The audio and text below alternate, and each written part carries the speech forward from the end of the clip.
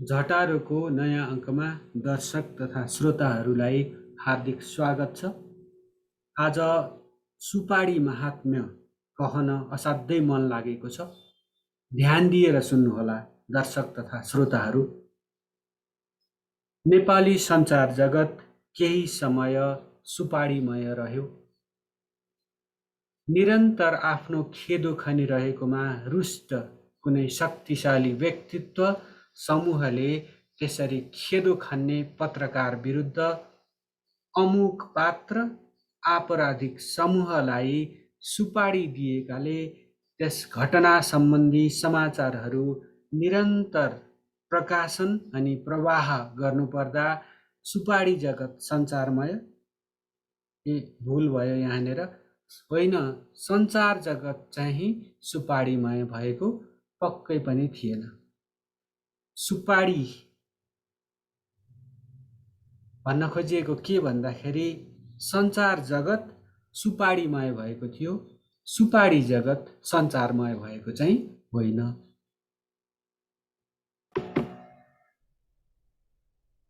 यहाँहरू सोच्नुहोला, मुखै फोरेर भन्नुहोला, हरेक फलको फुल्ने, फल्ने, पाक्ने, छिप्पिने, टिप्ने, भण्डारण गर्ने, बिक्री गर्ने समय हुन्छ।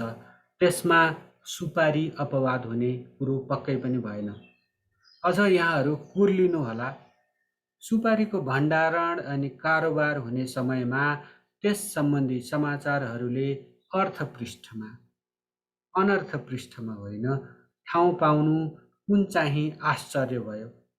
हाम्रै देशका इलाम, उदयपुर, झापा, मोरङ, सुनसरी, सप्तरी, सिराहा, रौतहट, बारा, पर्सा, धनुषा, महोत्तरी, सर्लाही, रामेछाप, चितवन लगायतका जिल्लाहरूमा पनि प्रशस्त सुपारी खेती हुन्छ। सुपारी सम्बन्धी समाचारलाई स्थान दिन चाहिँ किन नहुने, के आपत्ति भयो?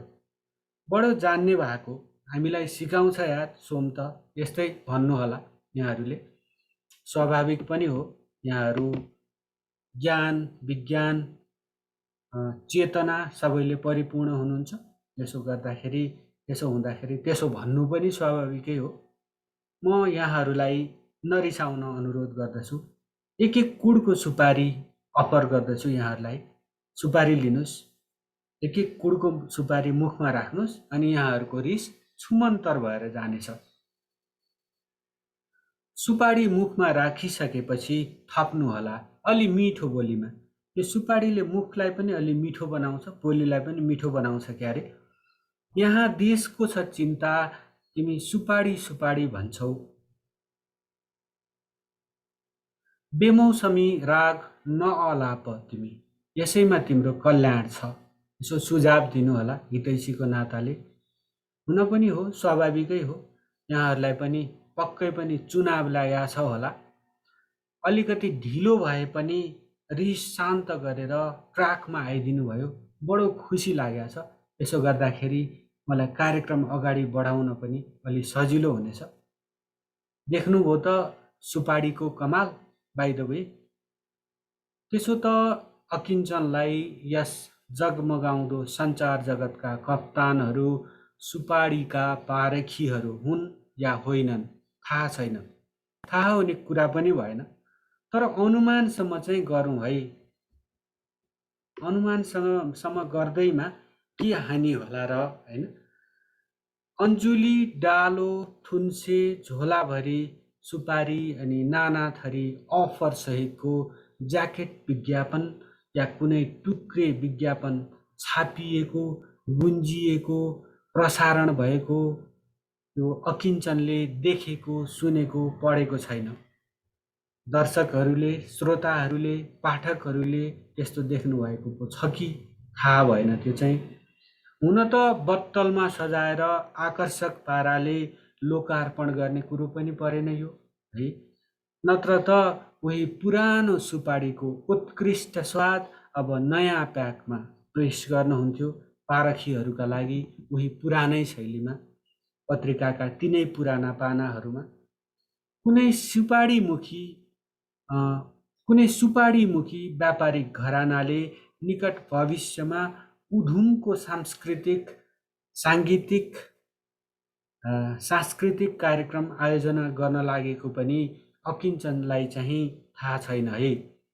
तरै पनि यो अचम्मको कुरा छ, सुपारी चर्चाको केन्द्रमा छ। त्यो पनि यो देश स्थानीय निर्वाचनको सङ्घारमै रहेको बेला। किन होला यस्तो भएको? यस्तो बेलामा अझ बढी चर्चा त निर्वाचनको हुनुपर्ने होइन र भने। अब भन्नु होला, म पनि भन्छु, सुपारी चर्चा वास्तवमा स्वाभाविक छ यो बेला। दर्शक तथा श्रोताहरू, किन त भन्दाखेरि यस वैश्वयुगमा सुपारीको महिमा अपरम्पार छ। निर्वाचनको बेला त यसको महत्त्व हत्तै बढेर गएको छ। यहाँहरूले अनुमति दिनुभयो भने यस सम्बन्धमा थप चर्चा गर्ने नै छु। जे होस्, हजार जिब्रो भएका शेषनाग, यस पृथ्वीलाई धारण गरिबसेका शेषनागलाई त यस श्रीफलको महिमामा गान गर्न हम्मे पर्छ भने अकिञ्चनको के कुरो भयो, होइन? अब यी शेषनाग चाहिँ कस्ता अरे भन्दाखेरि यिनले यसो कोल्टे फेरिदिँदाखेरि पनि भूकम्प जान्छ अरे पृथ्वीमा। यस्ता शक्तिशाली अनि हजार जिब्रो भएका शेषनागले पनि यो सुपारी महात्म्य, सुपारीको महिमा पूर्ण रूपमा गाउन नसक्ने जस्तो अवस्थामा अकिञ्चनले सुपारी महात्म्य गाउन सक्ने त कुरै भएन, एउटा धृष्टतासम्म गर्ने हो। मुखमा एक टुक्रो राखेर गणेशादि देवी देवता, 64 योगिनी,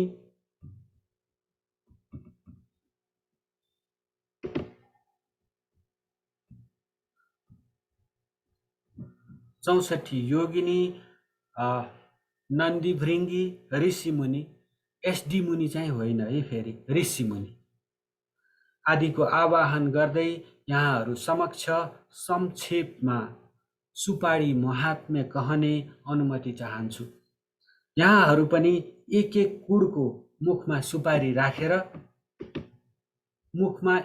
कुडको सुपारी राखेर चट्ट लाएर है, मुखमा एक कुडको सुपारी राखेर बडो भक्तिभावका साथ हात जोडेर आँखा चिम्म गरेर के गरेर हुन्छ, ध्यान दिएर यो सुपारी महात्म्य सुन्नुहोस्। यो मर्त्यलोकमा मात्र होइन, यो देवलोकमा पनि असाध्यै दुर्लभ सुपारी महात्म्य सुन्नुहोस्, म कहन्छु है त। अब नेपाल राजकीय प्रज्ञा प्रतिष्ठानद्वारा विक्रम सम्वत 2025मा प्रकाशित कोशनाथ देवकोटा लिखित नेपाली निघण्टु परम्परागत नेपाली चिकित्सा पद्धति अध्ययनमा रुचि राख्नेहरूका लागि एउटा महत्त्वपूर्ण ग्रन्थ हो भन्ने अकिञ्चनलाई लाग्छ। यहाँहरूलाई लाग्छ लाग्दैन, पढ्नु भएको छ कि छैन, एक झलक देख्नु भएको छ कि छैन कुन्नी? ग्रन्थमा निम्न वर्गहरू समाहित छन्: गुरुच्यादि, शताफ्वादि, पर्पटादि, पिप्पल्यादि, मूलकादि, फलशाख, साल्मल्यादि, निम्बादि, अशोकादि, आम्रादि, चन्दनादि, सुवर्णादि,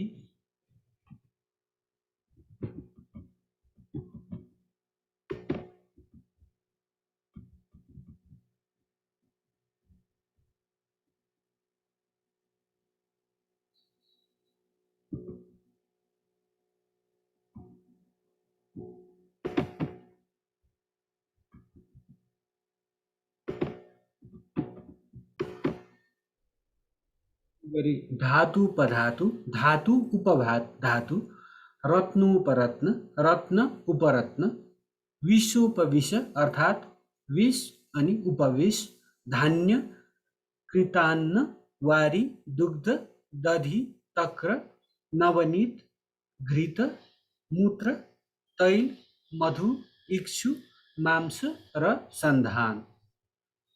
यसै ग्रन्थको नेपाली निघण्टुको आम्रादि वर्गमा सुपारीको गुणदोषको पनि वर्णन गरिएको छ। सुपारीको भेद सुपारीको भेद उपशीर्षकमा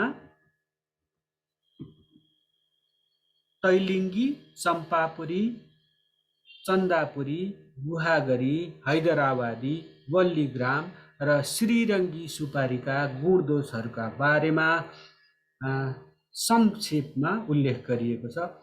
उक्त ग्रन्थमा सबै सुपारीमा समानताले रहने साधारण स्वभावको उल्लेख छ। सुपारी टर्रो र मिठो छ, रेचन छ, दिशा खुलाउँछ, रेचन छ अर्थात् दिशा खुलाउँछ, यसले रुचि गराउँछ, सम्मोह गराउँछ, त्रिदोष शमन गर्छ, मुखको पचपचाउँदो मल हटाउँदछ भनिएको छ। यो सबै सुपारीमा हुने साधारण गुणहरू चाहिँ यति भनेर भनिएको छ।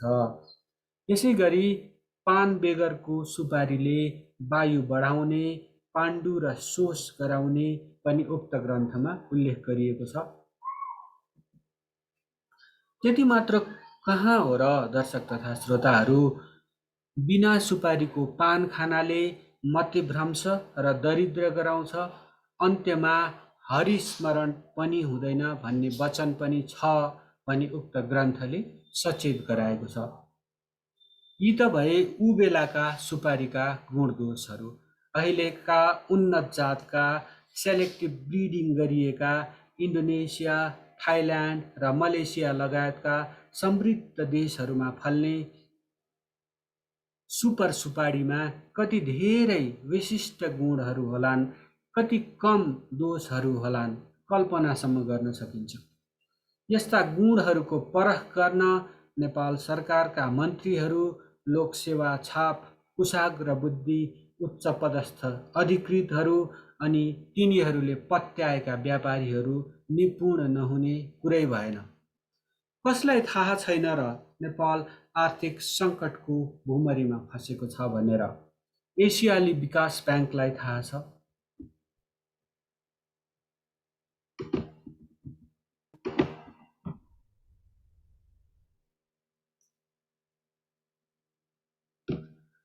हालै एसियन डेभलपमेन्ट आउटलुक 2022 मार्फत एसियाली विकास ब्याङ्कले नेपाललाई यस सम्बन्धमा सचेत गराएकै छ। विश्व ब्याङ्कलाई थाहा छ नेपाल आर्थिक सङ्कटको एउटा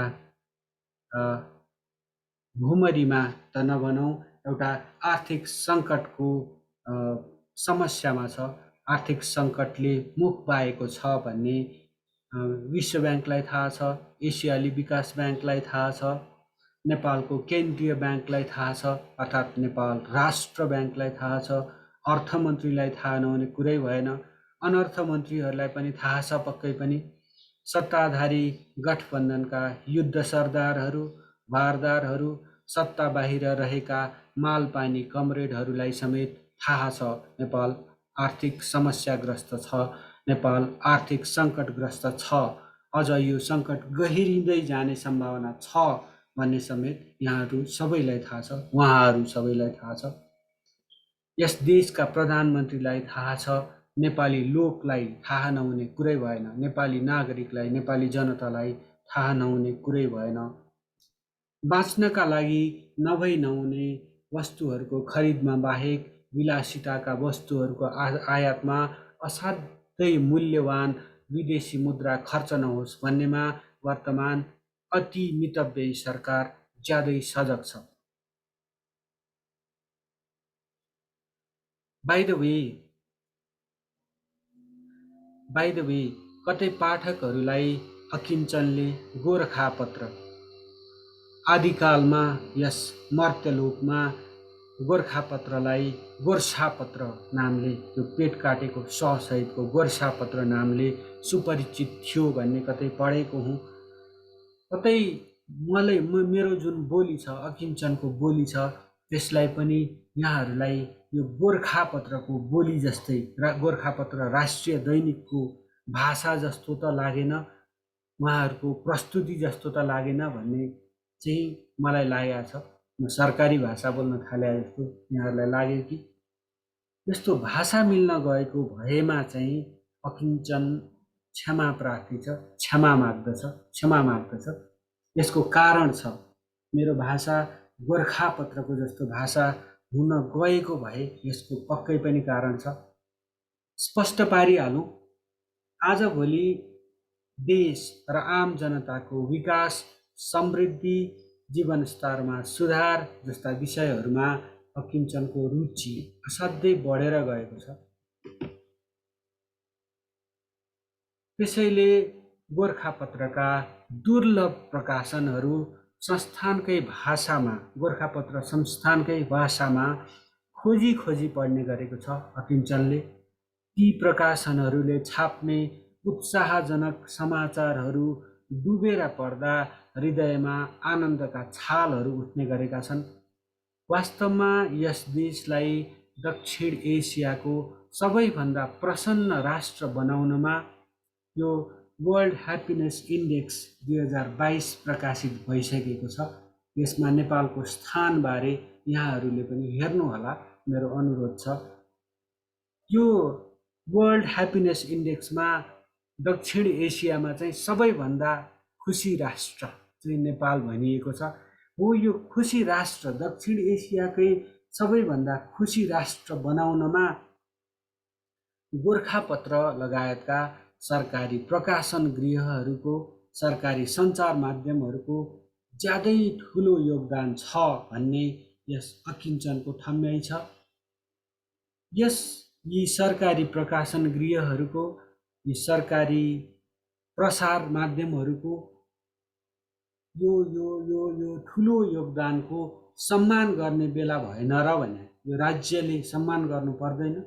सरकारी सञ्चार माध्यमहरूलाई, प्रसारण संस्थाहरूलाई, सरकारी टेलिभिजन, सरकारी रेडियो, सरकारी छापालाई यसका लागि जुन सकारात्मक समाचार प्रवाहित गरेर जनताको खुसी बढाइदिनु भएकोमा सरकारी सञ्चार माध्यमका तालुकवालाहरूलाई राज्यले सम्मानित गर्नु पर्दैन र भने यही भन्न खोजेको हुँ।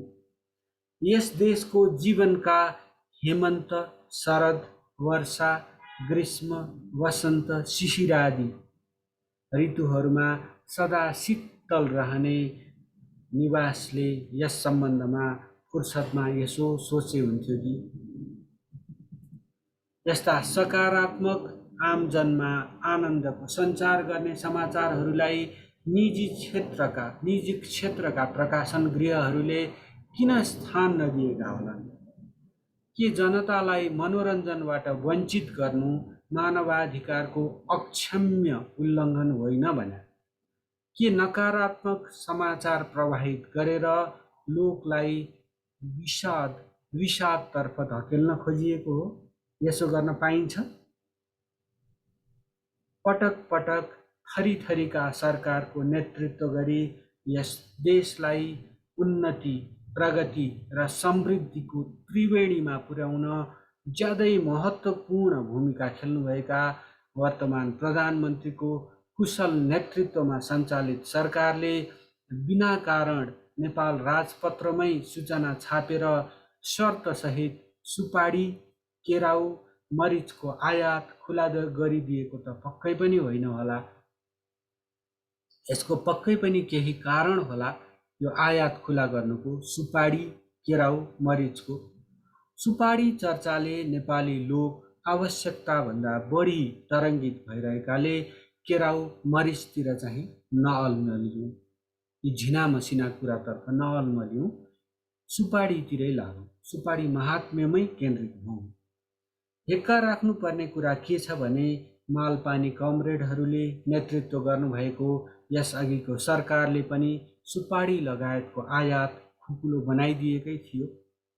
यस कदमले पनि स्पष्ट पार्छ, विगतका सरकारको कदमले पनि स्पष्ट पार्छ, सुपारी आयात खुला गर्ने जुन कदम छ त्यसले पनि स्पष्ट पार्छ आयात खुकुलो बनाउनु कति महत्त्वपूर्ण छ, जनजीविकासँग यो विषय कति गहिरोसँग जोडिएको छ भनेर।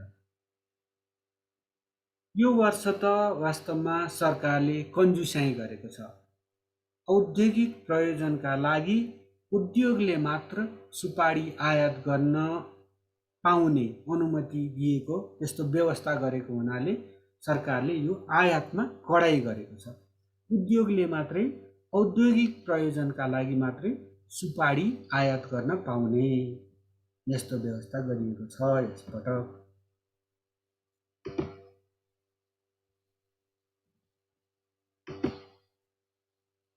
यो प्रस्तुति तयार पार्दासम्म एउटा उद्योगले मात्र उद्योग विभागबाट जम्मा 2300 मेट्रिक टन सुपारी आयात गर्न सिफारिस पाएको बडो चिन्ताजनक अवस्था छ यतिखेर। दर्शक तथा श्रोताहरू, यसरी कसरी अघि बढ्न सक्छ उद्योग अर्थात् माथि उठ्न खोज्ने हाम्रो प्रयास? उद्योग अर्थात् माथि उठ्न खोज्ने प्रयासलाई उद्योग भनिन्छ।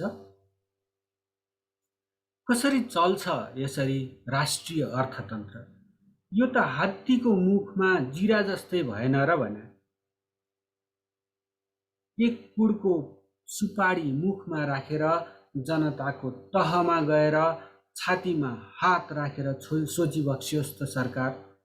हाम्रा नीति निर्माताहरूले, निर्णयकर्ताहरूले यसो सुपारी मुखमा राखेर यो निर्णय गरिदिएको भए अलि राम्रो, जनतामुखी, जनताको जनजीविकामुखी, त्यसप्रति मैत्री भाव राख्ने किसिमको निर्णय पो आउँथ्यो कि भन्ने अपेक्षा हो।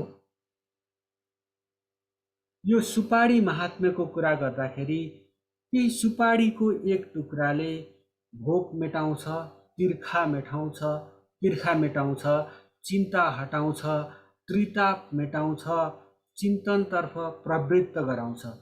खासमा यो श्रीफलको सेवन गरिसकेपछि आम नेपालीले अरू केही सेवन गर्नै पर्दैन, किनभने यस फलमा नेपाली शरीरलाई आवश्यक पर्ने सबै पोषक तत्त्वहरू पाइन्छन् भन्ने अकिञ्चनको मत रहेको छ।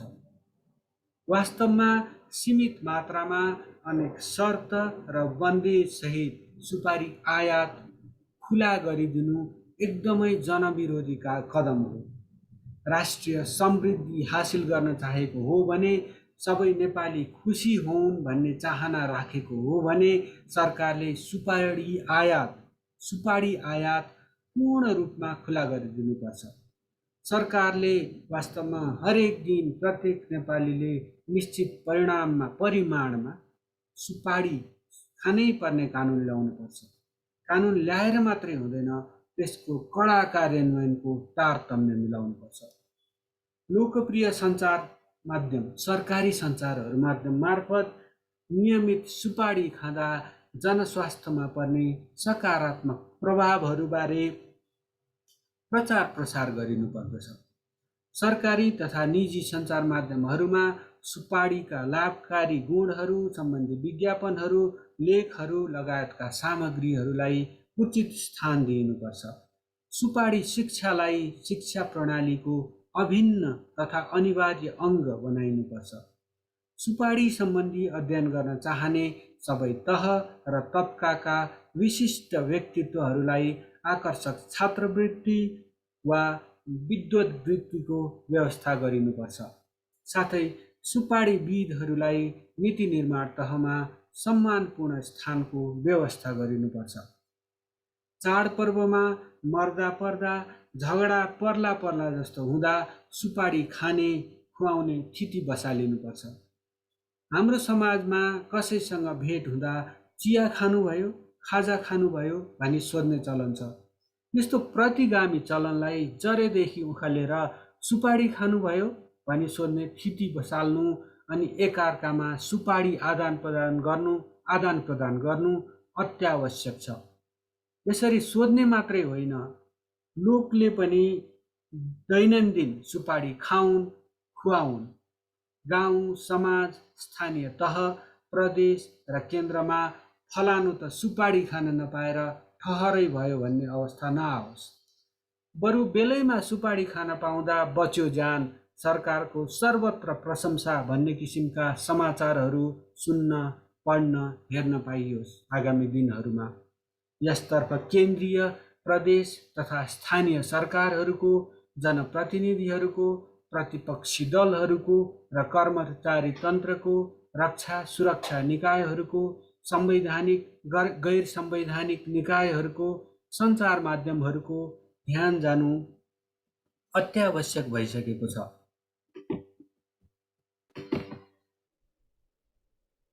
लोकले पनि, आम जनताले पनि भन्न खोजेको, मर्दा पर्दा लोकले पनि मर्दा पर्दा झगडा पर्ला जस्तो हुँदा सुपारी खाने खुवाउने गरून्।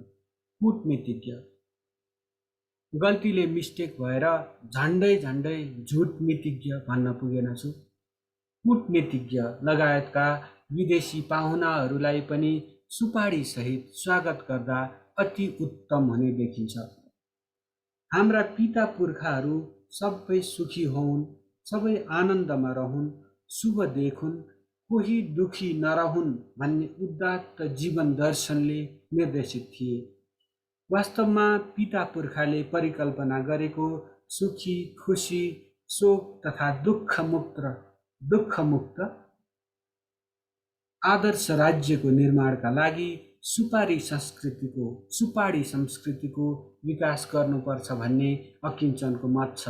यस संस्कृतिलाई संस्थागत गरी देशलाई सुखी, खुशी, शान्त, समृद्ध बनाउन एउटा सर्वाधिकार सम्पन्न सुपारी आयोगको, सुपारी कर्पोरेसन अर्थात् सुपारी निगमको स्थापना गरिनुपर्दछ। यति गर्न सकियो भने हामी केरा गणतन्त्र अर्थात् बनाना रिपब्लिक सदृश व्यवस्थाबाट अग्रगामी छलाङ मारी सुपारी गणतन्त्रमा पुग्न सक्ने देखिन्छ। हामी समृद्धि प्रगतितर्फ उन्मुख हुने देखिन्छ। हामी बनाना रिपब्लिकबाट सुपारी गणतन्त्रतर्फ, केरा गणतन्त्रबाट सुपारी गणतन्त्रतर्फ छलाङ मार्ने अवस्था देखिन्छ। यी कदमहरूको अनुसरण गरियो भने, होइन भने नेपाली लोक मतिभ्रंशग्रस्त र दरिद्र भई श्रीहरिलाई समेत बिर्सने अवस्थामा नपुग्ला भन्न सकिन्न।